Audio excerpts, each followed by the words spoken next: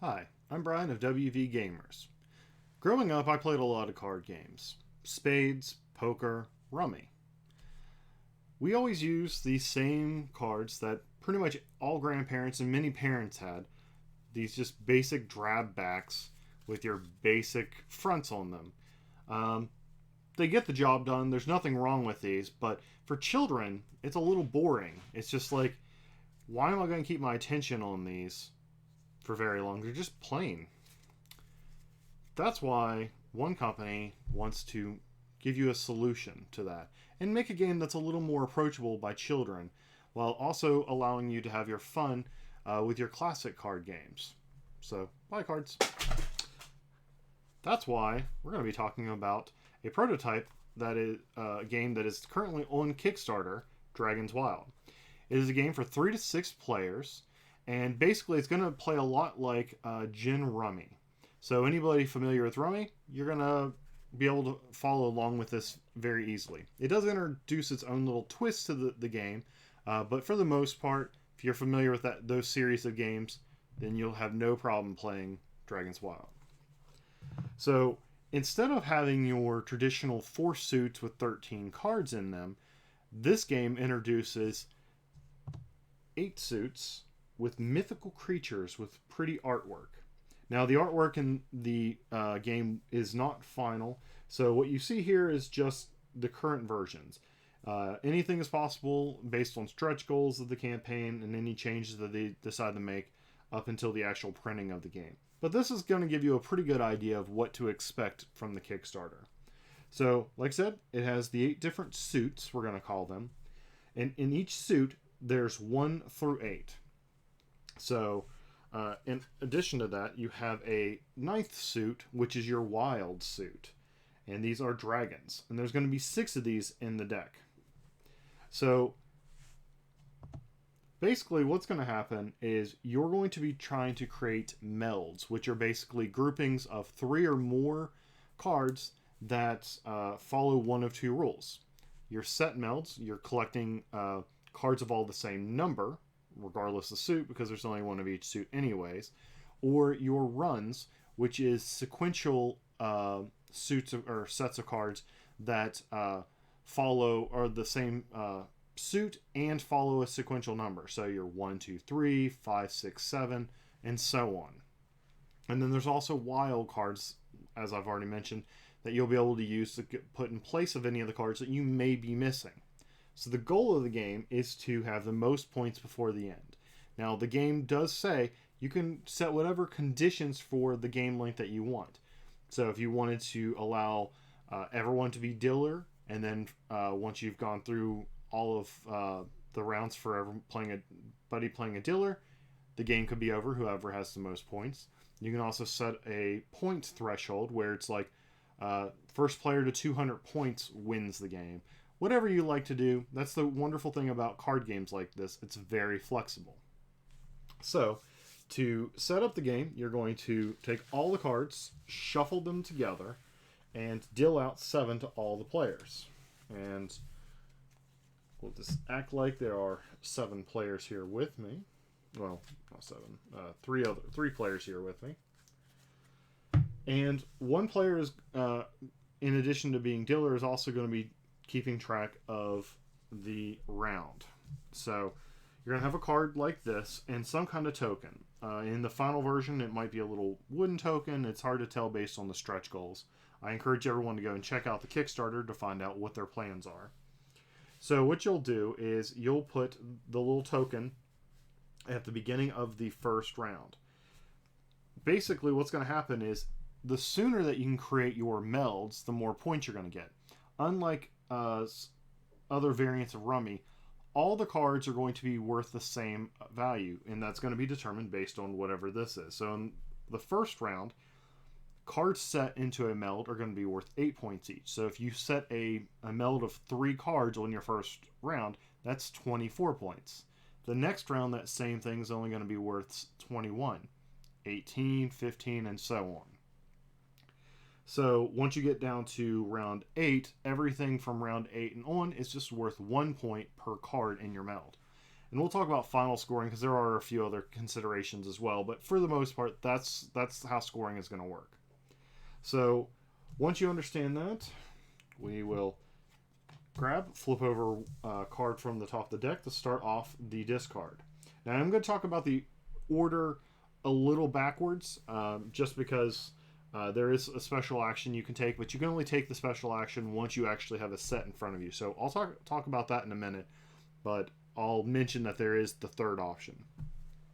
So at the beginning of a player's turn, they're going to look at their cards and decide whether they want to take the card off of the top of the discard pile or go ahead and just take something blindly off the top of the deck.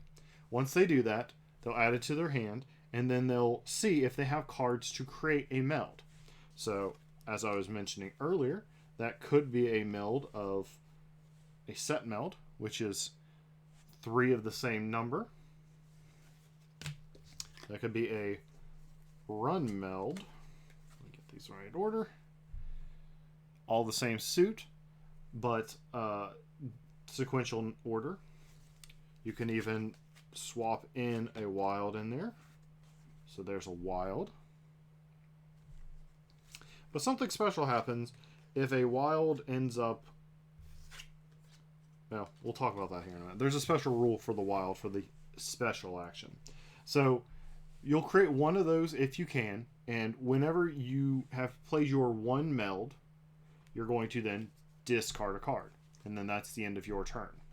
Now, once you have a meld in front of you, you'll have a new option instead of playing a meld from your hand. Instead, you'll be able to play a card or cards to add to existing melds anywhere on the table. So let's say that I have, on a prior round, I have this in front of me. Let's just move that out of the way. So I have Wild 2, 3, and 4. But let's say that I actually drew the 2. What I can do is I could go ahead and move that wild to the other side, making it a 5, allowing me to add in my 2 here. Additionally, if I happen to have the 6, I can move that over here to create the 5 and add the 6th one.